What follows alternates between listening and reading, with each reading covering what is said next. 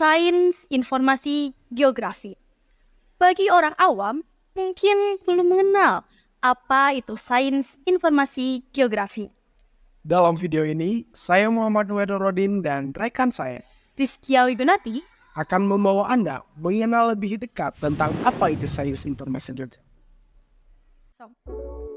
Setelah kita mengetahui definisi-definisi tentang sains informasi geografi, nah sekarang mari kita sama-sama untuk merekonstruksi sejarah sains informasi geografi. Bermula pada tahun 1960-an. Pada rentang waktu tersebut, komputer mulai dipergunakan dalam bidang pemetaan dan data geografis.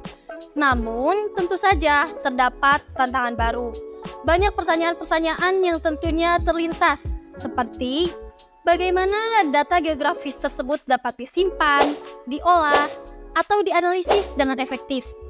Nah, pertanyaan-pertanyaan tersebut memunculkan tantangan baru gitu ya, khususnya bagi bidang akademis data geografis. pada era 80-an, para pakar yang bekerja dalam bidang ini mulai menyadari bahwa pentingnya untuk membuat organisasi dalam memajukan sains. Mereka melihat bahwa sains merupakan cabang ilmu yang sangat menggantikan. Disinilah mulai terlihat peningkatan yang signifikan dalam perhatian akademisi terhadap sains.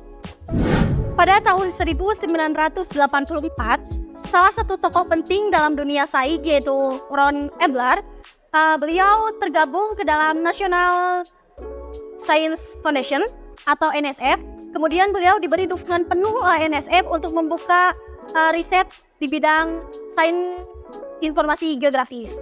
Nah, kemudian terbentuklah yang namanya NCGIA. Dilanjut pada tahun 1990, muncullah salah satu figur penting nih dalam dunia sains, yaitu Michael Frank Gutschanit. Nah, beliau melakukan sebuah pidato di konferensi yang ada di Zurich. Pidatonya itu beliau membuka tentang wawasan bagaimana SIG dapat membantu dalam menganalisis data geospasial. Nah, tentunya pidato yang beliau sampaikan itu membukakan pencerahan dan wawasan untuk dunia SIG ke depannya agar semakin berkembang. Pada tahun 1994, para pakar dan akademisi semakin tertarik dengan perkembangan sains. Mereka membuat University Consortium for Geographic Information Science. Disinilah terjadi hal yang sangat penting karena istilah sains informasi geografi pertama kali digunakan untuk merujuk pada suatu disiplin ilmu. Pada tahun 1996, UCGIS menetapkan 10 prioritas utama untuk sains. Nah, salah satu di antaranya adalah pengumpulan data geospasial, juga komputasi distribusi, dan bagaimana cara meningkatkan representasi geografi dalam SIG. Kemudian singkat cerita pada tahun 2000-an. Nah, di awal tahun 2000-an ini, perkembangan sains semakin pesat gitu ya. Bahkan di tahun 2002 ada pakar terkemuka yang bernama Lo dan Ying. Mereka mengemukakan bahwa sains ini dapat merepresentasikan ulang bagaimana geografi bekerja di bidang geospasial, khususnya ketika masa teknologi sudah berkembang. Dalam struktur geografi, sains informasi geografi termasuk dalam cabang geografi teknik yang berfokus pada metode analisis dan visualisasi data geografis. Namun, lebih luas dari itu karena termasuk dalam kajian keruangan, kelingkungan, dan kompleksitas kewilayahan.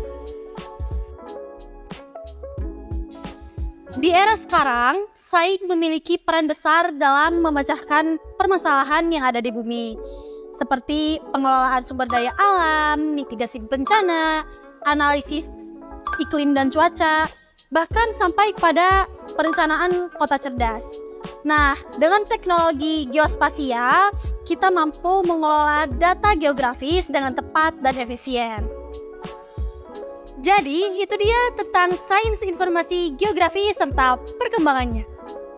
Dengan mempelajari sains, kita dapat melihat bagaimana teknologi dan data geografis yang digunakan untuk pengambilan keputusan serta bermanfaat bagi manusia dan Nah, terima kasih telah menonton video kami. Sampai jumpa di video-video selanjutnya. Dadah!